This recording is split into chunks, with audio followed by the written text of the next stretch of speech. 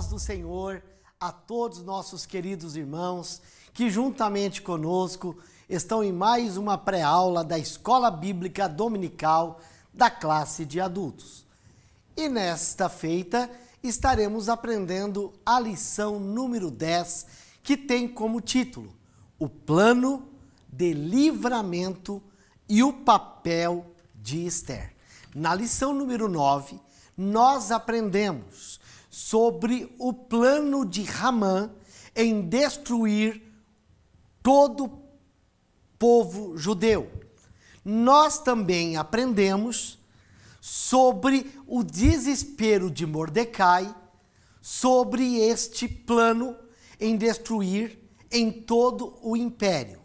Então, nesta feita, aprenderemos o plano de livramento e o papel de Esther, a Hadassah, a menina que tinha os pais falecidos, criada pelo seu primo Mordecai, no qual Deus preparou ela para colocar no trono, na posição de rainha consorte, num plano de Deus para defender o seu povo.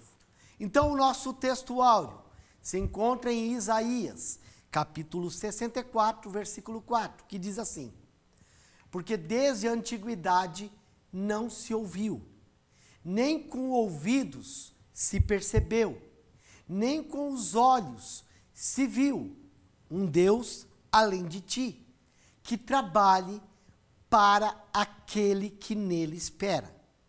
Caro professor, tem que ser nítido a nossa aula, a nossa explanação, que Deus sempre, dentro da sua soberania, Deus está à frente.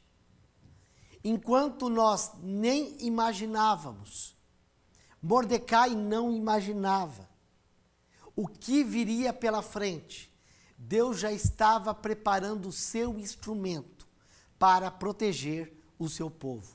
E assim é comigo, assim é com você. Deus está sempre à frente, trabalhando pela vida daqueles que o amam. A nossa verdade prática é nos momentos dramáticos da vida que mais aprendemos a confiar em Deus e a depender dele realmente. A nossa introdução. Nesta lição, estudaremos as atitudes de Mardoqueu e Esther em favor de todo o povo judeu. O decreto do rei está assinado. A ordem de extermínio havia chegado a todas as províncias. O dia da matança estava definido. Era preciso clamar a Deus e agir sob sua direção. Dentro desta introdução, eu quero deixar muito bem claro o senso de responsabilidade. Esther não poderia simplesmente cruzar os seus braços. Mordecai não poderia cruzar os seus braços. Deus havia os eleitos para esta grande responsabilidade.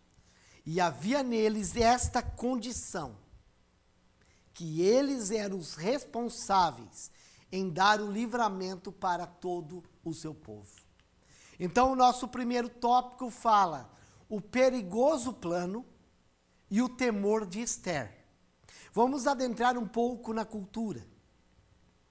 Dentro da cultura, o rei Xerxes, ele tinha a sala do trono.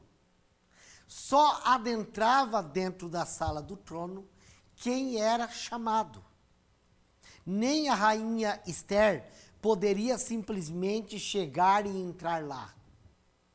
O rei era muito cauteloso. As leis medo-persas protegiam o seu imperador. Lembram-se que Mordecai já tinha avisado o rei Assuero sobre um plano de assassinarem ele. Então, todo que entrasse sem ser chamado ele teria que pegar o seu cetro e estender num ar de misericórdia.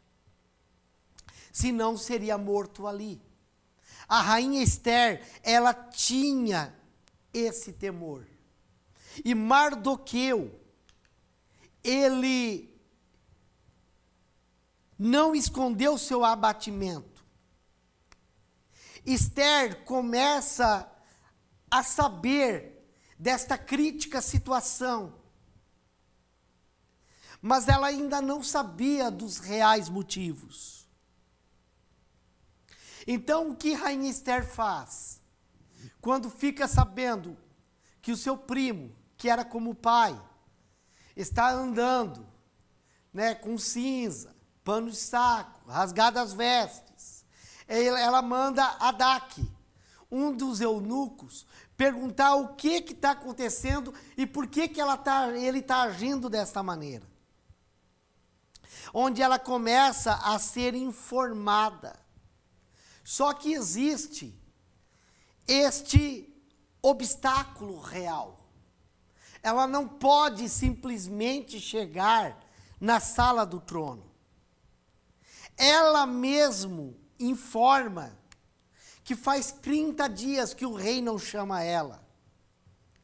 Então, Mardoqueu deixa Esther muito bem consciente que a vida de todos os judeus dependem da vida dela.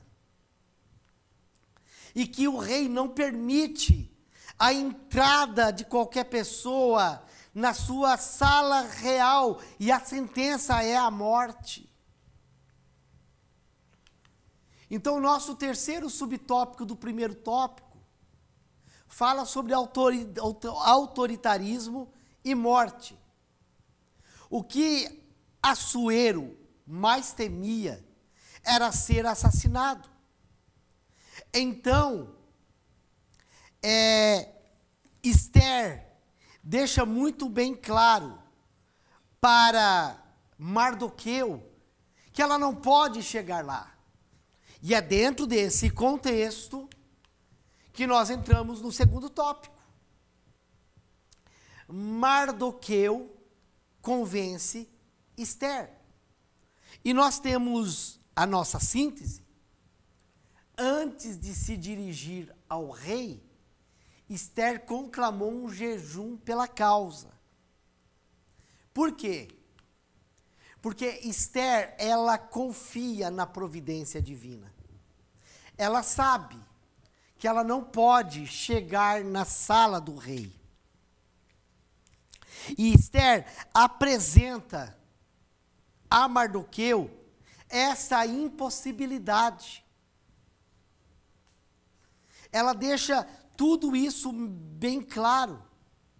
Mas Mardoqueu não se convence com esta resposta. Porque realmente ele teme pela morte de todos. O extermínio do povo judeu. Se Esther não pegasse o senso de responsabilidade para ela, é uma questão de socorro. É uma questão de livramento. E Mardoqueu confia em Deus acima de tudo.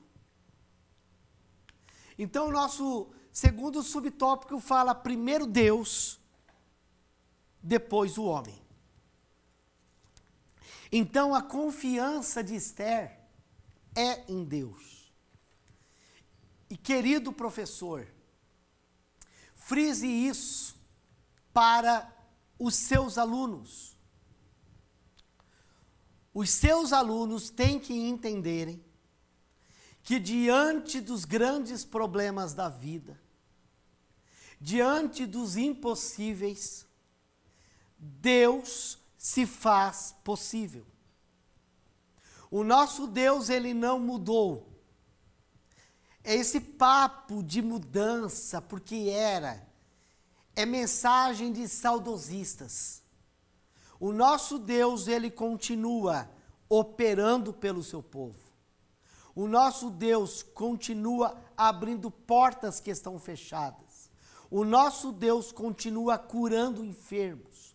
O nosso Deus é o Deus das causas impossíveis. E é na escola bíblica dominical, numa aula muito bem fundamentada, que nós mostraremos para o nosso povo que diante das adversidades, o Senhor ainda está conosco. E Esther, nesse segundo subtópico do segundo tópico, ela fala que é necessário primeiro clamar a Deus, para que Deus dirigisse a situação e desse graça diante do rei. Ele pediu que ajuntasse todos os judeus de Suzã e jejuasse 3 dias. Ela pegaria as suas moças que as servissem, e junto com as moças, glórias a Deus, elas jejuariam também, para que Deus viesse fazer o milagre. E as moças jejuariam, pedindo equilíbrio, pedindo prudência, que Esther, quando fosse procurar o rei, ela estivesse blindada. A palavra, segundo a lição, nos mostra dessa autoconfiança da rainha Esther diante de Deus. Então ela confia em Deus. E confiar em Deus não é tentar a Deus. Através dos judeus, o jejum foi a providência divina, a intervenção divina para que o rei aceitasse a presença da rainha Esther e ela alcançasse o propósito divino. Esther, então, está disposta a morrer. E Esther, capítulo 4, versículo 16, nos diz: perecendo, pereço. Ela mostra fé, ela mostra disposição para, com responsabilidade, fazer o papel que foi confiado por Deus para ela no tempo certo. Uma lição nesse subtópico. Você tem uma chamada. Não é porque tem uma chamada você ficará de braços cruzados. Deus te escolheu, Deus te chamou, mas não é por isso que você vai ficar na zona de conforto. Deus quer ver você de joelhos dobrados, Deus quer ver você no jejum, Deus quer ver você se preparando na palavra, Deus quer ver o teu esforço para assim sim Deus poder te abençoar. E em nossos dias são difundidas crenças errôneas.